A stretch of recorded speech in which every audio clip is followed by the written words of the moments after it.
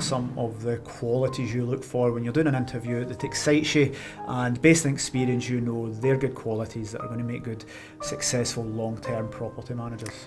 So for me, you can send me a CV the length of your arm, it can have loads of experience on it.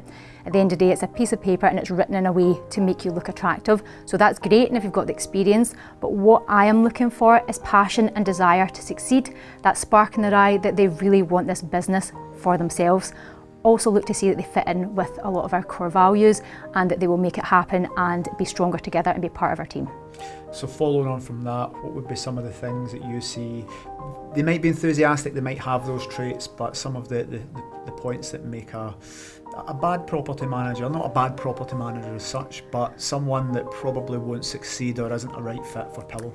So some of the alarm bells perhaps, if I'm talking to someone and they are very centred on just themselves, which is absolutely great, you do need to be centred on yourself, but they are maybe talking about being possessive over their region, over sales, over if I give a sale to somebody else, do I get something for that? So people that are, sales is great and it's a big part of our role, but we are key account managers at the end of the day because we're key account managing those owners and those regions. So it's not just about sales. So a salesperson might think that they are a perfect fit, but there's some traits in your average salesperson that doesn't fit in with our values. Definitely, and that was going to be my next question, because we get lots of applications, we get bombarded daily from all the social media, from recommendations, and lots of people see the advertising. The role that we've created, the opportunity, again, I'm biased, I think, is amazing for the right person, but people come in and they're very confident, but they're more focused on sales, and I always say sales is a third of it. Well, there's other things you need to consider.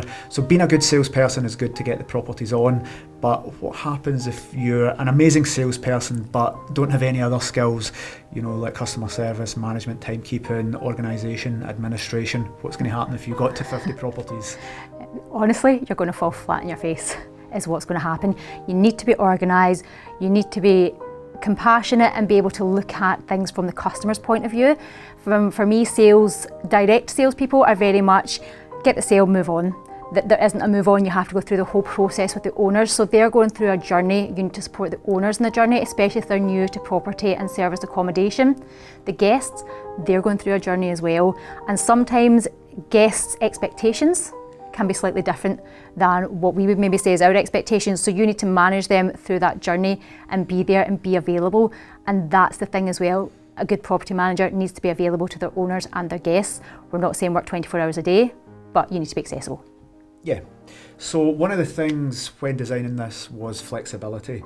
Some of the avatars we're thinking of, some of the key people that would be taking the franchise opportunity would be perhaps working mothers or working dads with family commitments.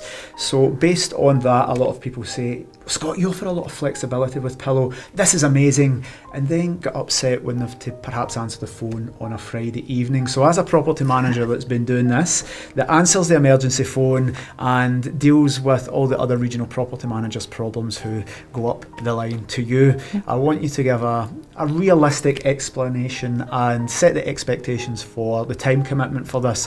Again, we can start off with maybe 5 properties and then go into 10, 25, and then at your stage, just to give potential franchisees a real taste of what it is like. Absolutely. And the more properties you take on, yes, there's more time involved.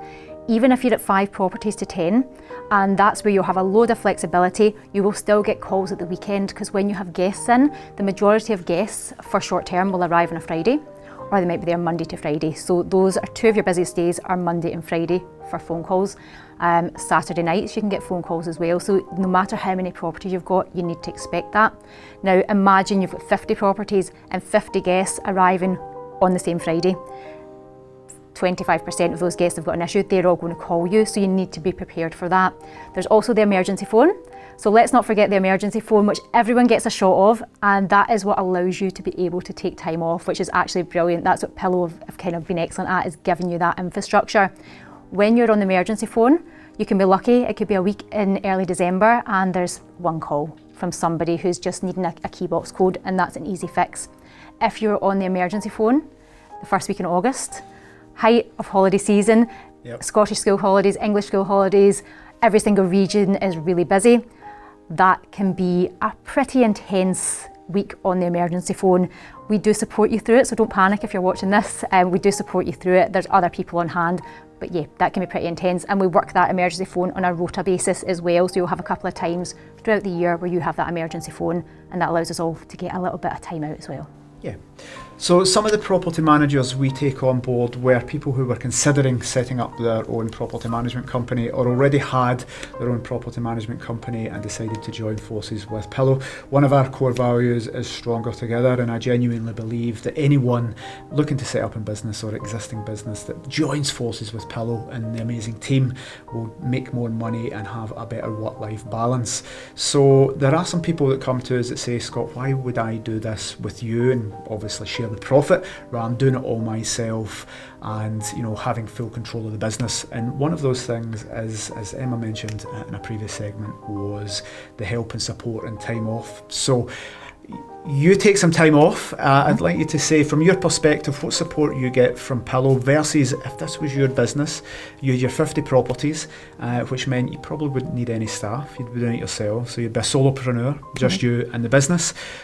But what does Pillow give to you to allow you to have that work-life balance? Well, Pillow gives me that flexibility to have the work-life balance. If there's something specifically that I need a day for, I can contact HQ, I can let them know. We buddy with our neighbouring regions, so that's really important. As a property manager, you'll generally buddy up with your neighbouring region so that if you go on holiday, they can cover your area, and vice versa, you'll cover theirs. So that means you can have weeks off, 2 weeks off, as long as you have the information there and you've passed it on to the team. The emergency phone that's absolutely massive, because it means you can have your Fridays and Saturdays. If you answer your phone, great. If you're out for dinner with your family, out for a few drinks, then it means that you know that that will go to the emergency phone and one of your colleagues will get it as well. If you were doing this yourself, you would not have that luxury.